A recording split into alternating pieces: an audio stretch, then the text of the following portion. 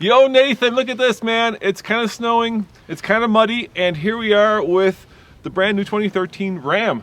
So it has the coil spring rear suspension, but it does have four-wheel drive. And it does have the HEMI, and we do have our standard off-road trail. Looking forward to that. So we've taken it on-road, we've mashed it up, there's only one thing left to do. To go off-road, baby. Coming up next on the Fast Lane Car.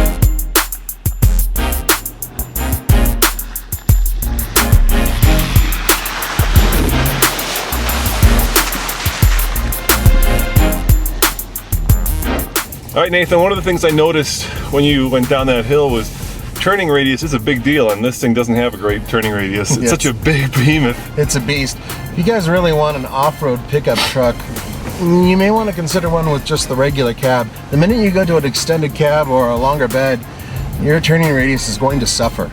Yeah, and you also, of course, get a worse breakover angle, which is the angle at which you can high center the vehicle, and the longer the vehicle, the worse the breakover angle. Which is why the regular Jeep Wrangler, you know, the one with two doors, is one of the best off-road vehicles. It has great approach and departure angles, and the breakover angle is fantastic, even on the base model. And how does this thing feel off-road? Does it feel pretty comfortable? I mean, it feels like we're sitting on top of the world here. It's so tall and so high, which is great for off-road because a lot of ground clearance. A lot of ground clearance. Remember, coil spring rear suspension, which off-road, I mean, you know, there's two different schools of thought on terms of what's better, but I'll tell you this, it's very smooth, very comfortable. I'm not feeling anything underneath. No, it's just, well, it's such a big vehicle, it's just easily pulverizing anything under the mass of this big pickup. You also feel like, you know, you're very safe and secure just because of the mass of the thing. Right now it's starting to snow pretty hard. We're going over some relatively, smallish to medium-sized routes, but yet, you know, I feel like we could just go on like this forever. Yeah, you know, this is the same trail we occasionally take crossovers up if they have enough ground clearance, and, you know, in those where we're biting our nails and white knuckles and all that, and this is like, yeah, whatever. All right, Nathan, you've driven the Ram. How is it off-road? It's not bad. I mean, one of the issues with any large vehicle is that it's a large vehicle. So when you're off-road, we had to pull the mirrors in, and we were just barely able to get through certain obstacles. And the other problem are, well, frankly, 20-inch wheels.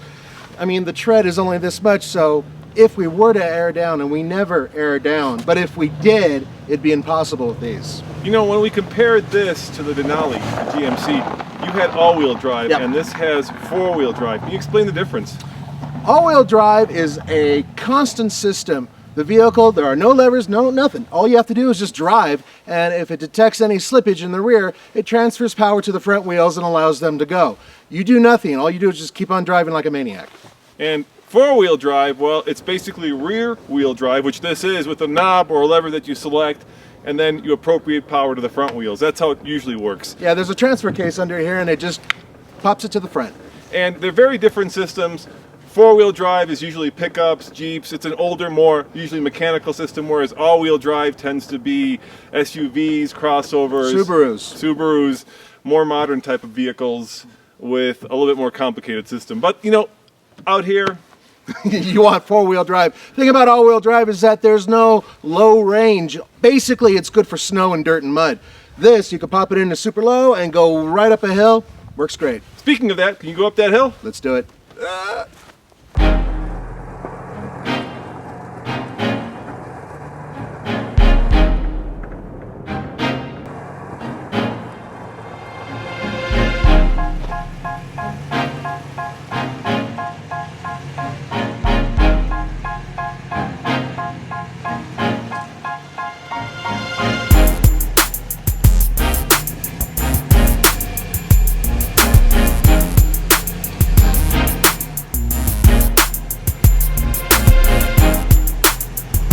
And I see you have it in 4-wheel drive, basically letting the pickup do its thing. So front wheels, rear wheels are both being driven, unlike all-wheel drive, where recently, for instance, we had the Range Rover we reviewed, and there's a lot of,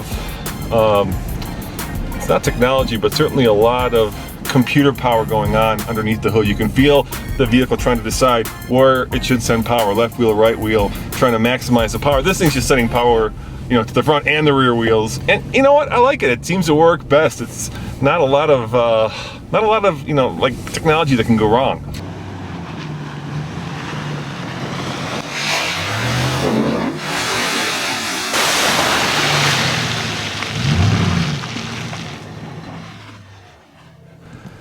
Well, Nathan did manage to get not only the truck muddy, but the cameraman as well.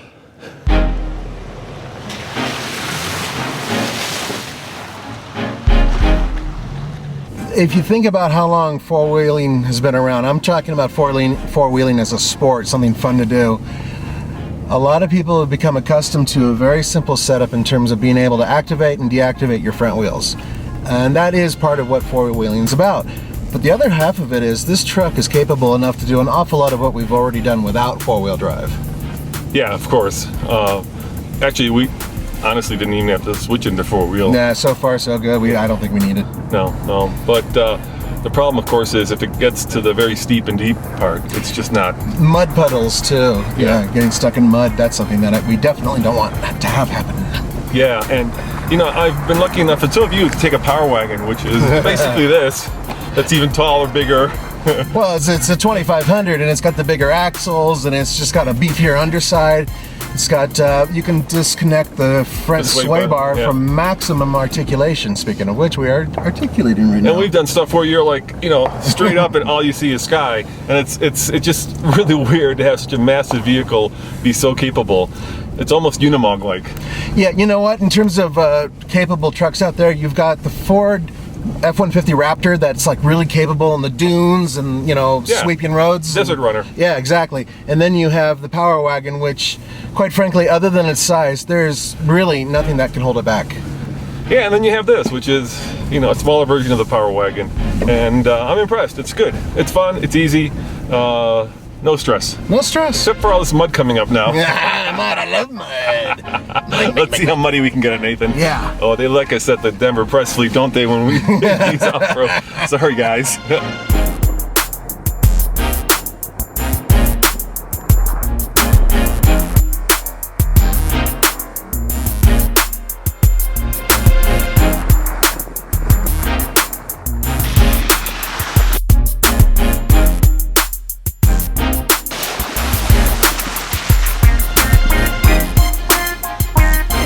Well, Nathan, you not only managed to get this equipment muddy, but the camera equipment and the cameraman muddy. I bet you're enjoying yourself for that, aren't you? Not at all. Not at all. Well, look, honestly, it's hard to judge exactly what you're doing. This is the off-road part where this big truck may not make sense to some of you because I'm driving it. It's like driving a cruise ship or something. I have no idea what's going on outside.